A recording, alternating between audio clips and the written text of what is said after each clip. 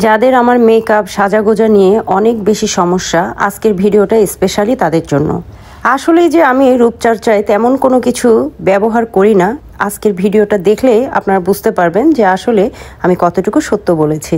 সেই সাথে সংসারে কিভাবে নিজের সুনাম অক্ষুণ্ণ রাখতে হয় তারও ছোট্ট একটি টিপস এই ভিডিওতে আপনারা পেয়ে যাবেন। সো হ্যালো ফ্রেন্ডস, চলেন ভিডিওটি শুরু করা যাক। এই যে দেখেন আমার ঠোঁটটা কিরকম বিচ্ছিরি লেভেলের কালো, তারপরেও আল্লাহ যাকে যেমন দিয়েছে আলহামদুলিল্লাহ। তাই বলে কি আমি আমার ঠোঁটের যত্ন নিব না? ঠোঁটটাকে হালকা একটু পিঙ্কিশ রাখার জন্য একটু লিপ বাম লাগিয়েছি, এটা কি বেশি কিছু? আমার ফেসেও আমি তেমন কোনো কিছুই অ্যাপ্লাই করি না। এখন যেহেতু শীতের দিন তাই একটু সামান্য সিরাম অ্যাপ্লাই করলাম, ফেস সিরাম।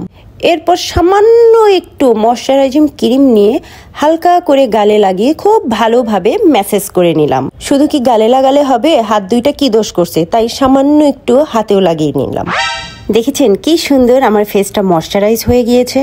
এখন যেটা অ্যাপ্লাই করছি এটা হচ্ছে সানস্ক্রিন লোশন। এগুলো কিন্তু তেমন বেশি কিছু না, এগুলো হচ্ছে অতি সামান্য কিছু। আপনারা যারা মনে করেন যে আমি সারা দিন মেকআপ করে বসে থাকি, অনেক বেশি সাজুগুজু করি, এগুলো কিন্তু মিথ্যা কথা। এই যে দেখলেন, এই সামান্য কিছুই আমি আসলে অ্যাপ্লাই করি আমার ফেসে। যাই হোক, এত কিছু অ্যাপ্লাই করার পরে আমি কোথায় যাচ্ছি সেটা এখন দেখার পালা। ডোরবেলের আওয়াজ পেয়ে চলে আসলাম দরজা খুলতে, দেখতে পেলাম সোহেল দুইটা প্যাকেট নিয়ে আসছে বাস্কেট থেকে। প্যাকেটগুলো খোলার পরে দেখতে পাচ্ছি এখানে গরুর মাংস। কিরে, আমি এত সুন্দর করে এত কিছু অ্যাপ্লাই করলাম আমার ফেসের উপরে, এখন এগুলো কি জন্য নিয়ে আসছে সোহেল? আমার তো মাথাই নষ্ট।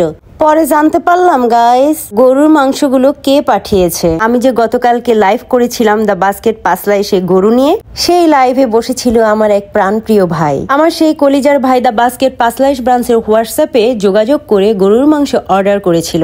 গরুর মাংস অর্ডার করেছিল ভাইয়া নিজের কাছে নেওয়ার জন্য নয়, আমার বাসায় পাঠিয়ে দেওয়ার জন্য। কারণ ভাইয়া তো থাকে ঢাকায়। ভাইয়া ঢাকা থেকে পেমেন্ট করেছে এবং বলে দিয়েছে মাংসগুলো আমার বাসায় পাঠিয়ে দেওয়ার জন্য। এই গল্প শোনার পরে গাইস, আমি কি আর বসে থাকতে পারি? আমি বলছি এই মাংস আমি নিজের হাতে রান্না করব। কেমন হয় হোক, কিন্তু এই মাংস আমি নিজের হাতেই রান্না করব। জিয়ার মুখে সম্পূর্ণ বিষয়টি জানার পরে আমি আবেগে আপ্লুত হয়ে গেলাম। বোনের প্রতি কতটা ভালোবাসা এবং শ্রদ্ধা থাকলে ভাই ঢাকায় বসে থেকে চট্টগ্রামে বোনের জন্য মাংস অর্ডার করে বোনের বাসায় পাঠিয়ে দেওয়ার ব্যবস্থা করে। ভাইয়ের এই কাজ দেখার পরে আমার একটা কথা খুব মনে পড়তেছে, যে কেউ যদি কারো জন্য কিছু করতে চায় তাহলে আসলে অল্পর মধ্যেও করতে পারে। মানুষকে খুশি করার জন্য বিশাল কিছুর দরকার হয় না, বা লক্ষ লক্ষ টাকার দরকার হয় না। মানুষকে কিন্তু অনেক অল্পতেই খুশি করা যায়। এখন হয়তোবা অনেকে মনে মনে ভাবতে পারেন যে আমার পারিবারিক কেউ কিনা, আমার রক্তের কেউ কিনা।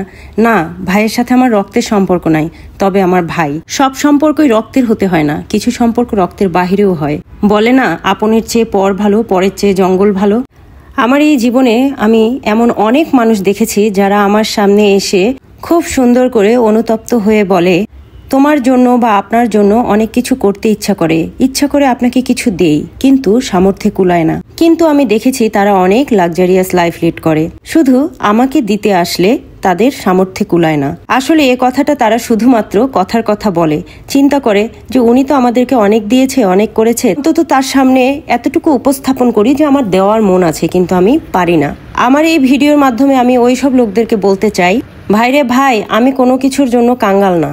আল্লাহ রাব্বুল আলামিন আমাকে যেরকম রেখেছে, যা আছি আলহামদুলিল্লাহ। আমি কখনোই কারো কোনো কিছুর আশা করি না, প্রত্যাশা করি না।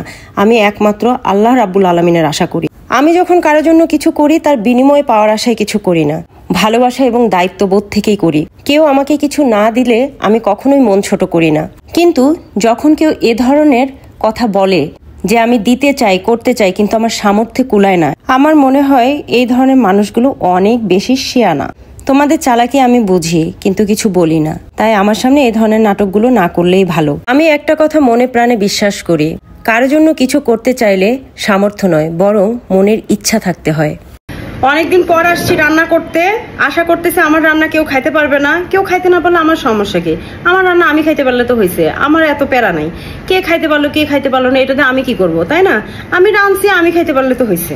রান্না করার পর টেবিলে সার্ভ করেছি। এখন দেখুন কিভাবে নিজের সুনাম অক্ষুণ্ণ রাখতে হয়। মাইমুন মোহামেন, গরুর মাংস কেমন হয়েছে?